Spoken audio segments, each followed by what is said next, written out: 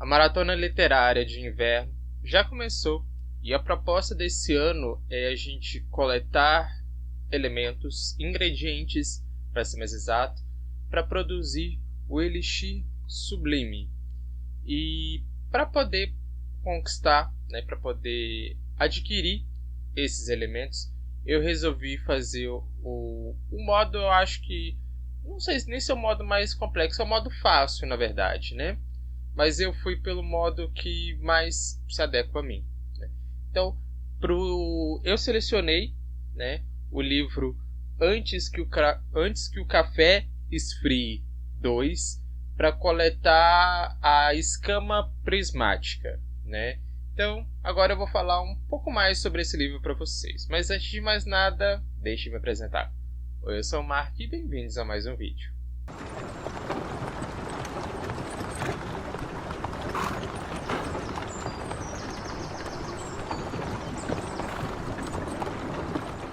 Para quem não sabe sobre essa maratona, vou dar um breve resuminho aqui. A proposta dela é que você colete itens ou prepare, poções individuais para poder produzir ao final da maratona o Elixir Supremo. E para conquistar ou esses ingredientes ou as poções, produzir as poções, você tem que atingir uma certa quantidade de páginas. Então eu pensei, bom, já que eu vou manter aquela proposta, aquela ideia particular minha aqui para o canal de fazer um vídeo por livro, de toda a maratona, então eu acho que casa mais eu fazer já o Elixir Supremo. Porque outro esquema, você tem que coletar alguns ingredientes para produzir um elixir ou uma poção e tal, para daí você juntar elas e fazer o Elixir Supremo, sabe? Qualquer coisa eu vou deixar linkado aqui embaixo nos comentários, o link do vídeo do GF ou do PDF dele, que dá para direcionar vocês direitinho, certo? Bateu uma salva de palma aqui pro profissional. Então, eu me propus a fazer o Elixir Supremo direto, nessa ideia de um ingrediente, um ingrediente por livro, Então, eu primeiro, para poder começar a ler, eu pensei, vamos fazer de um jeito diferente das outras maratonas. Não vamos começar pelo mais complicado, não. Vamos começar pelo mais facinho. Então, eu peguei Antes que o Café Esfrie 2. E esse volume 2 foi lançado aqui no Brasil em 2023, também pela editora Valentina, Deixa eu olhar quantas páginas ele tem. Ele tem 184 páginas, E a leitura dele, como eu disse, ao completar a leitura dele, eu conquistei a quantidade necessária de páginas, para conseguir a escama prismática, que para esse item era necessário, no caso, a leitura de 90 páginas. É verdade. E esse volume 2 mantém aquela mesma premissa do primeiro volume, de um café escondido, misterioso no Japão, onde as pessoas buscam, de algum modo, voltar ao passado para ter um último momento com aquela pessoa. Claro, tem lá as mesmas regras do primeiro volume, as mesmas condições e tal, mas eu sinto que nesse algumas coisas, algumas questões que ficaram abertas no primeiro volume, aqui deu uma continuidade legal. A gente tem os mesmos personagens, os mesmos funcionários, um pouco mais velhos, um pouquinho mais velhos ali ao final, do primeiro volume. Então eu achei interessante isso. E ele mantém a mesma escrita, como é que eu posso colocar? O mesmo modo de escrita do primeiro volume, com 4 historinhas. Eu não lembro se o primeiro foi 4 ou 5 historinhas, mas esses são 4 histórias. Então eu coloquei aqui que no primeiro é a história do melhor amigo. Essa história eu achei ok. Tem muito a ver com, tipo assim, eu não sei se eu estou no meu lugar certo, de pai, porque eu não necessariamente eu sou pai, e tal. Eu achei essa história bem ok. O início, uma mensagem muito bonita, mas ao mesmo tempo foi bom, ok. O segundo foi A Mãe e o Filho, né?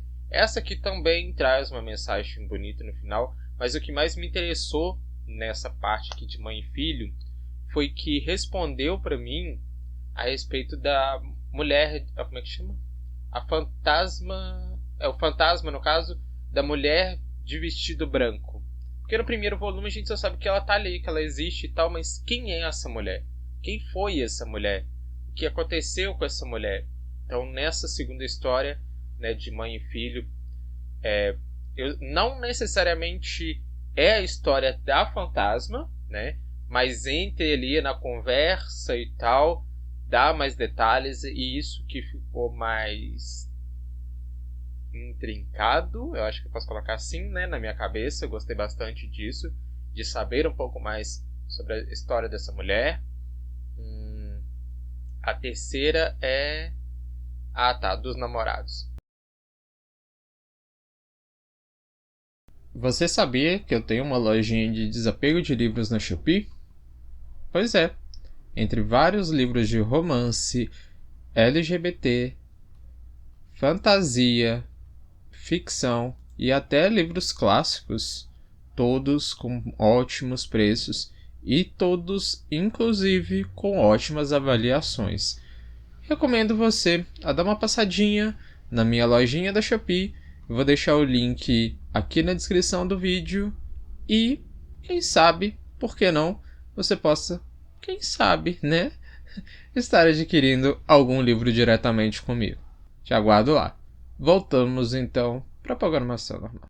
A terceira fala muito sobre uma separação de dois namorados, o que eu achei interessante também, porque ela traz um ponto de vista diferente de todas as outras histórias, né? Porque as do primeiro volume ia muito para o passado, essa e teve para o futuro. Essa também foi...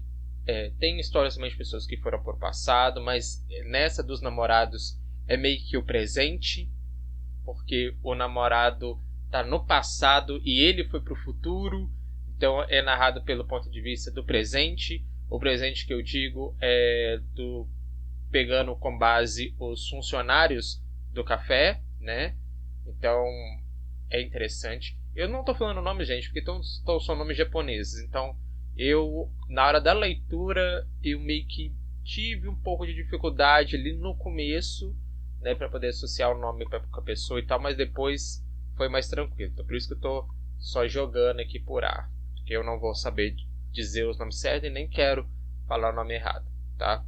E o quarto, deixa eu só rodar um pouquinho aqui meu scroll do mouse para poder lembrar qual que é o quarto.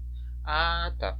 O 4 também foi uma história bonita. Era, se não me engano, chama O Casal, né? Pelo que eu coloquei ali. A história de um casal que não conseguiu dar um último adeus. Foi tocante, tem que admitir. Mas também, do mesmo jeito que aconteceu lá no segundo, ele respondeu algumas questões sobre a viagem em si, né? Deu para entender, já desde o primeiro deu para entender que tem regras a seguir, um local, a fantasma tem que ter ido para o banheiro, né, então tem que ter cedido o lugar, e só naquele lugar que você consegue fazer essa viagem e tal. Mas muitas das perguntas ficou na minha cabeça, tipo assim, eu fiquei, a pessoa fazia a viagem, mas e aí, ela aparecia do nada? No outro local ela aparecia do nada? Como é que ela aparecia no outro local do nada, ninguém desconfiava? Como é que era? E quando ela voltava? E a fantasma? Né? E por que só as mulheres e tal poderiam servir o café? Né? Por que não os homens? E não sei o que. Então, muitas dessas perguntas foram respondidas no volume 2, o que eu achei muito interessante. Eu não quero mais saber de depressão e de coisas pra baixo. No final, eu gostei da leitura. Acho que foi um bom início de maratona, um bom início de leitura para maratona. Eu finalizei a leitura desse livro, do volume 2, com 4 estrelas. Eu não lembro quanto que eu dei no primeiro. Eu acho que eu dei para o primeiro 3,5. Não tenho certeza, mas para esse eu dei 4 estrelas. Achei um livro muito bom, muito interessante, gostosinho. Recomendo para todo mundo, sabe? Porque me ajudou muito a sair daquela vibe de só ler livros tristes, de livros emocionantes e tal. Ele tem uma vibe de tristeza, mas ao mesmo tempo traz umas né, mensagens ali ao final de cada história que é muito impactante. Sabe aquele tipo de mensagem que eu precisava ouvir?